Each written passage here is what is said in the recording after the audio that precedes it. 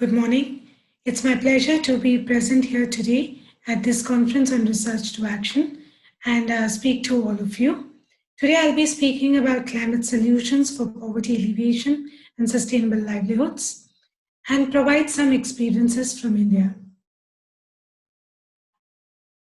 70% of the world's population draw upon natural resources for their livelihoods. Farmlands, forests, fresh waters, oceans are sources of more than 50% of the income of poor households worldwide. Climate change impacts everybody, but particularly the vulnerable populations and the vulnerable ecosystem. Clearly, climate change and sustainable development are linked. Warming already produces negative impacts on natural and human systems, impeding progress towards SDGs. There are estimates that indicate that over 100 million people would be drawn back to poverty, situation of poverty by the year 2030. It is also estimated that 200 million people will be also will also be displaced because of more frequent and more severe disasters related to climate change. Of course, these estimates would vary specifically now because of COVID-19. But clearly, the idea is that climate change is a threat multiplier, and it has the potential to push millions of people into poverty in the coming years, and in the process, undo the development gains that we have achieved over the years. On the other hand, addressing climate change does help in achieving SDGs. But clearly, there are also some trade-offs. And let me give you, one obvious example is sustainable forest management. Forestry and sustainable forestry can reduce and sequester carbon. It provides food and livelihoods to people living in the forest and fresh water to people living a little far away from it. So in effect, it does have clear SDG benefits.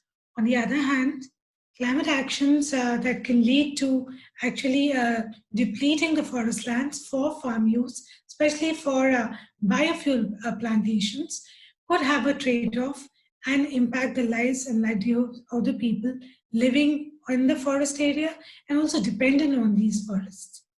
Another obvious example is renewables.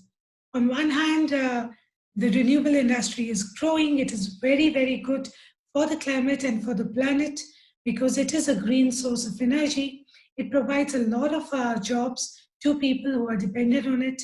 On the other hand, it is also reducing the number of jobs for people who are dependent on the fossil fuel industry. So the lives and livelihoods of the people dependent on fossil fuel industry is going to get impacted. And the idea is that we need to manage this transition more effectively so the trade-off is minimized and the planet and people are protected together. If that is done, climate change and ambitious actions actually can produce new opportunities.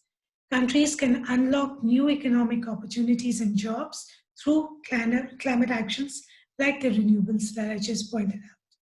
In fact, some of the estimates have also said that because of resilient infrastructure, a shift to low carbon resilient economies could create over 65 million jobs globally by 2030.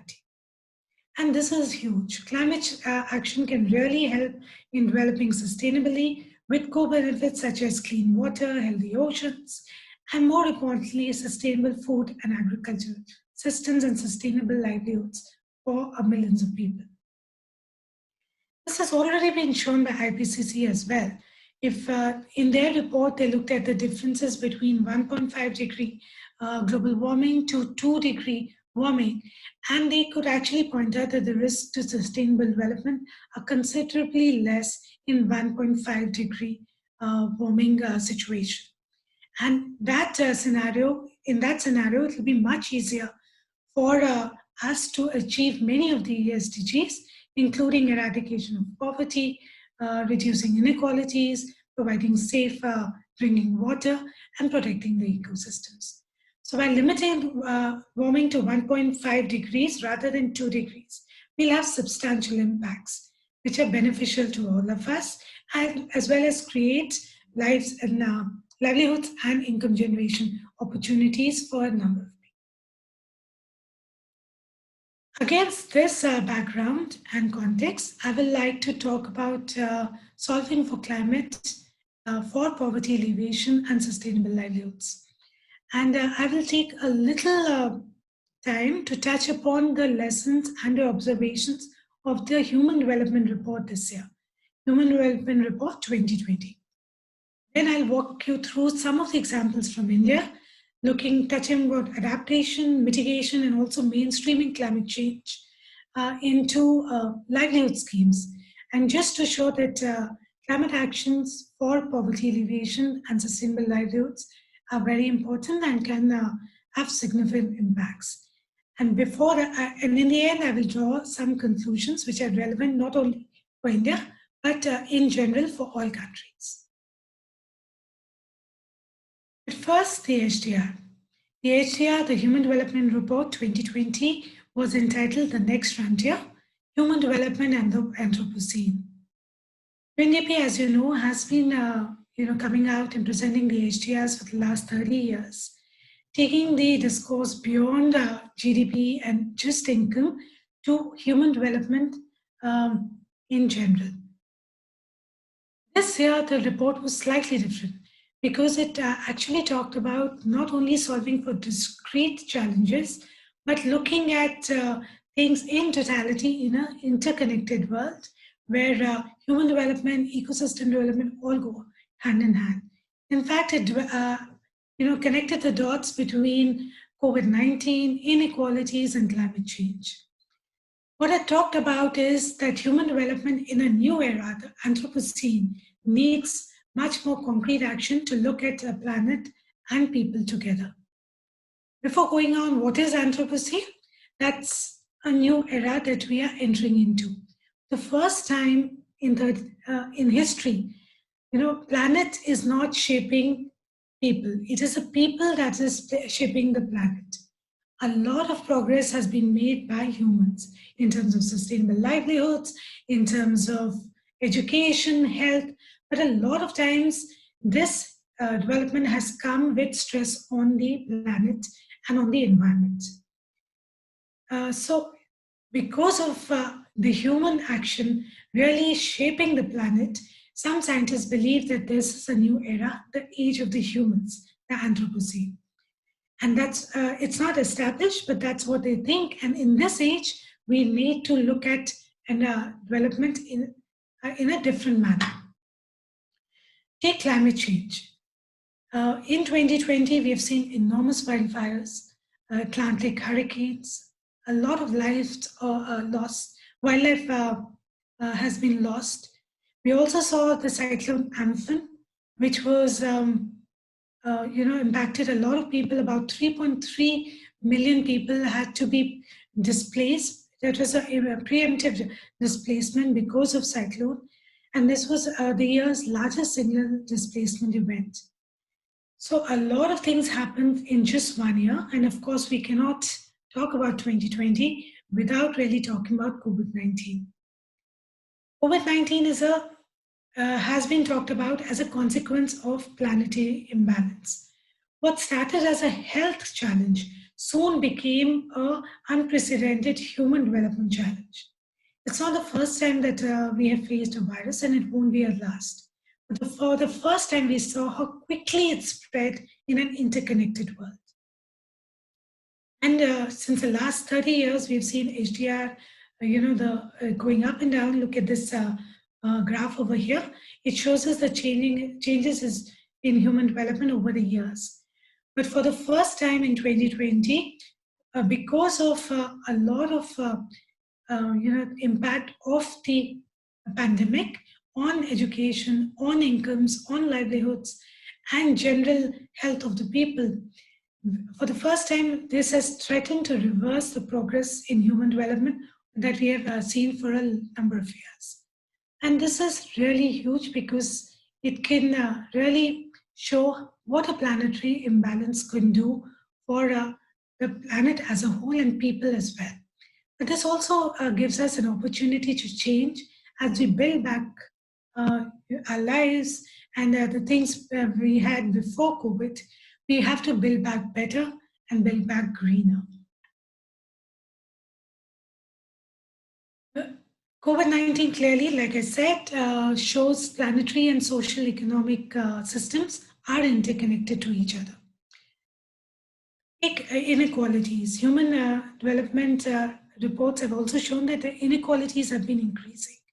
With inequalities and the whole development process gets impacted. Climate change also impacts inequalities and actually strengthens these inequalities that are already existing. On the other hand, climate change would impact countries which where the inequalities are high, and because of the pressures that they create, they can also lead to further inequalities. So it forms a vicious circle, planetary and social imbalances reinforcing each other. And what we need to do is come out of this vicious circle. And that is what human development actually talks about. That's the next frontier for us, where we are realigning the human development processes, which are also easing the planetary pressures. And this can be done. It is not, we can be the first generation that can actually achieve that. Till now, no country has actually been able to achieve human development without stress on the environment, but we can do so. And the Human Development Report actually points out that equity, innovation, stewardship, and political will can actually lead us to breaking this vicious circle. And it also provides some mechanisms for actually achieving that. The mechanisms that it introduces and stresses upon are nature-based solutions, incentives and regulations, and social norms. With this, it talks about how climate change, how environmental protection can go hand in hand with addressing climate change, of course. And looking at environmental protection can go hand in hand with livelihoods and income generation for the poor people and for people in general. So having said that, I will now walk you through some of the examples from India. First major example is an example of a nature-based solution. This is a big project that India had launched very recently. And the project looks at enhancing climate resilience of India's coastal communities. UNDP is supporting the Government of India in implementing this project. And the project is aimed at protecting the coastal ecosystems across all the coastal states of India. But the field-based activity are localized in 3 states, Andhra Pradesh, Maharashtra, and Orissa. This project was really introduced because India's coastline is huge, but it is also very vulnerable to climate change. Ecosystem degradation across the coastline has impacted negatively the lives and livelihoods of the people living near the coast. And the people are at risk from droughts, sea level rise, increased flooding due to climate change. They're also dependent on the natural ecosystem a lot. And the 3 states that was chosen for the field-based activities were quite vulnerable to climate change impact. They have rich ecosystems and provide a lot of ecosystem services. And thirdly, they are the states where the socio-economic conditions are low and the per capita incomes are low. So on the whole, these were the more vulnerable states from climate perspective, from socio-economic perspective. The project the main aim of the project was to enhance the resilience of the vulnerable population living across the coastline of India. And the idea was to look at 3 interrelated outcomes. 1, to improve the resilience of the ecosystems themselves, to look at conservation and protection and even regeneration of the ecosystems across the coastline. Second is to provide sustainable livelihood opportunities for people dependent on these ecosystems, also provide them alternative livelihoods, so the stress on these ecosystems will be less. So to look at some climate adaptive livelihoods to enhance the resilience of the people from the socio-economic perspective. And the third was to look at strengthen governance and institutional framework and mechanisms across the coastal India, so that the climate resilience management of these areas is the prime importance. So with these three interrelated outcomes, the whole objective of the project is to shift the paradigm of coastal governance by integrating ecosystem-centered and community-based approaches to adaptation in the coastal areas. And this has actually has started to show some impacts, not only based on some of the initiatives that have been taken under this project, but some of the activities that actually led us to design this project as an integrated project for a period of 6 years. The anticipated benefits of this project are huge. It is planned that about 15,000 hectares of coastal ecosystems would be protected and restored. These are mangroves, salt marshes, coral reefs. Altogether, this ecosystem restoration would benefit 10 million people in the 3 states where the field level interventions are happening. And they will benefit from better shoreline protection, increased resilience, and since these ecosystems also are the first line of defense to any natural disasters or the natural impacts of climate change. They will also benefit from livelihood generation because of the restoration activities that will happen in these areas. In addition to that, 1.7 million people, out of which 50 would be women, would directly benefit from climate adaptive livelihoods. And because of improved capacity of climate management institutions for planning and better implementation of climate-based measures in all coastal states, the entire governance structure would also be benefited. And the whole process would lead to about 37 million tons of carbon dioxide avoided in the long run.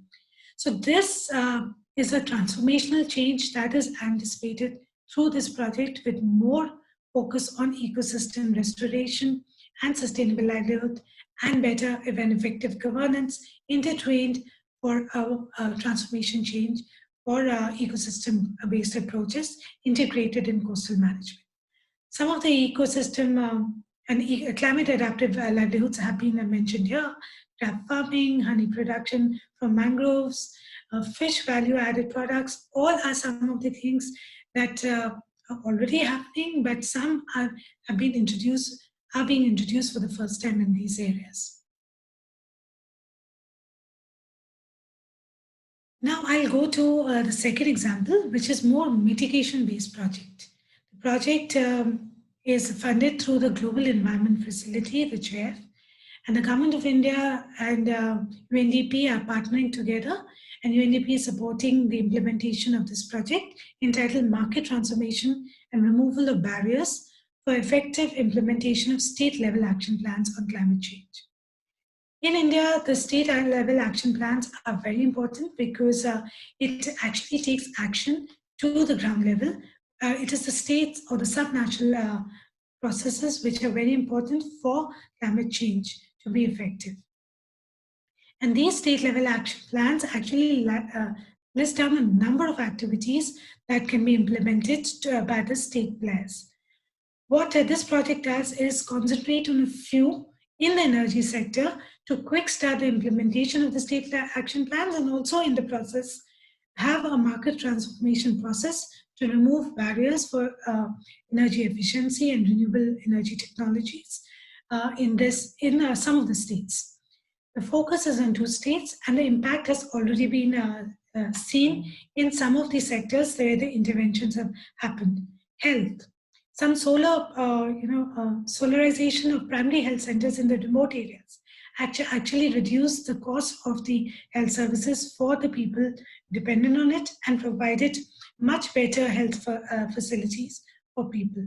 Energy efficiency in building sectors, medium and small enterprises looking at solar and other renewable technologies and energy efficiency, reducing the cost of production in the process, agriculture sector, solar agricultural pump sets. But what I really like to talk about today, which is one of the major interventions of this project, was the solar cold rooms for the agricultural sector. In India, a lot of people are depending on agriculture sector, as you all know, and this sector is highly vulnerable to climate change. Also, because a lot of people depend, it's rate fed in a lot of areas, and a lot of people are dependent on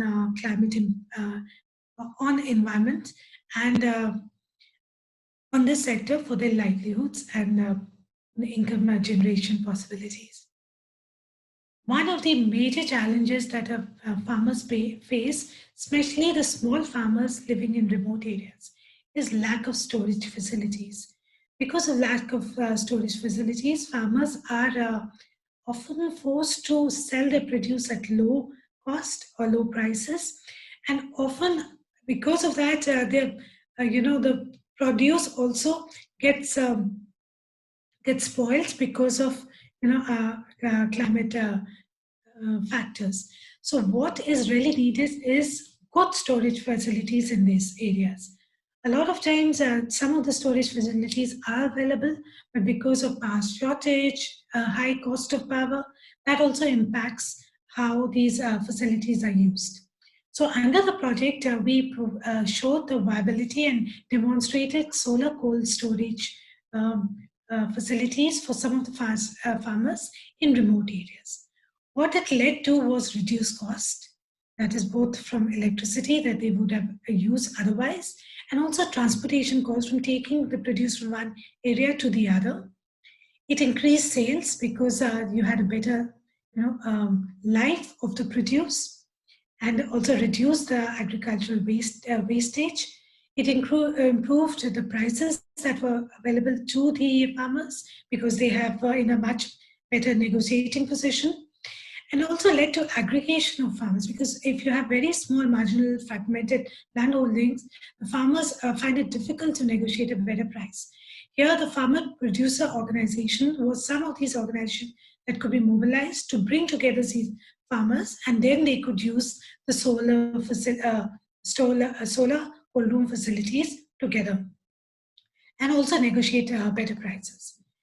Some of the very entrepreneurship inclined farmers also thought of a system where they could rent out these cold storage systems in during lean period or when they were not fully utilized, and this provided an extra opportunity for income generation for them. So there were a number of benefits that we could see.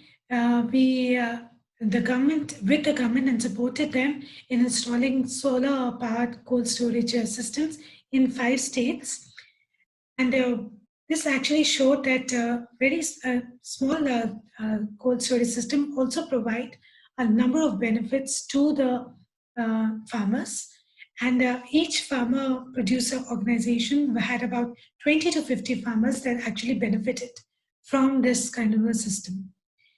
In the payback period was 4 to 5 years, which really helped them. And the reduction of carbon dioxide was also huge. 60 tons of carbon dioxide from single small storage system annually was actually recorded in some of the systems that have been installed. By looking at some of these benefits, now the state governments are also increasing and replicating these initiatives in other areas, and the private players are also coming forward to actually upscaling these cold storage systems. So the benefits have been huge, and this shows that climate actions, not only for adaptation but also for mitigation, have livelihood benefits and income generation benefits. Quickly, I will now look at the third example, which is more of a mainstreaming project that is currently being implemented, entitled Infrastructure for Climate Resilient Growth. This project is the second phase that is being implemented by the Ministry of Rural Development, Government of India, along with the Foreign Commonwealth and Development Office of the UK government in India. And the second phase of this project is being implemented by UNDP. The focus is a few states and it's a 3-year project. And the idea is to integrate climate consideration within the social protection schemes of the government of India. MG Narega or Mahatma Gandhi National Rural Employment Guarantee Scheme of the Government of India is a flagship scheme where from a number of years now has been contributing to poverty reduction through provision of guarantee wage employment to rural poor, creation of rural infrastructure because of the works that they are really providing providing and supporting. And the third is institution strengthening and skill development of the people was also happening. And because of this, poverty reduction is getting impacted through this scheme. Recognizing that poverty reduction can be impacted and even reversed by climate change, this project that I'm going to present is integrating climate risk management into the very design and delivery of the scheme, leading to adaptive resilience in the face of increasing climate threats. Idea is by integrating climate considerations within the social protection scheme, we are integrating the two, reducing the climate risk, having more adaptive and resilient infrastructure being developed, and also providing green jobs to the rural poor. The overall goal is enhancing resilience of the vulnerable population, especially to climate risks like droughts and other extremes. Now, this was done through 3 outcomes, which I've already talked about: institutional capacity for climate responsive development, actual planning at the local level was improved by integrating climate concerns, and the future programs in the schemes were made more climate smart and implemented for convergence. Again, it cannot happen, as a standalone activity. It has to be converged with the other schemes that are at the local level. By actually working and supporting the local administration in actually implementing the scheme and taking some of this project in a small way, helped in designing some of the green works and helped supporting the local administration to do so. It's only a small initiative, but really can provide a lot of benefits in the long run. And this was actually seen during the COVID stage. COVID also led to a lot of migration of the migrant poor living in urban areas, actually going back to their local, in the rural areas, back to areas. And this really created a lot of stress on the rural economy. So this project actually helped the local administration to enhance access of migrant returnees to the MG Narega scheme and other schemes that were introduced by the local administration. It also trained the local functionaries to look at climate design of the Narega components. A number of agri-kits and support was community livelihoods, kitchen garden promotion work actually happened through this response strategy, where we helped the local administration to look at the support systems during this lockdown period and after that, and actually supporting some of the solar self-help groups, especially women-led solar self-help groups, to produce masks, which could be then distributed to the migrant workers. So this project actually shows that some of the things can also be done when external shocks are felt by the system, while also integrating climate change into the schemes. This shows that mainstreaming climate change in all income related schemes or sustainability schemes would be very important in the long run. Now, looking at some of the conclusions, what did these 3 major initiatives show us? And these are only some of the initiatives. There are many more such initiatives that we can draw upon from.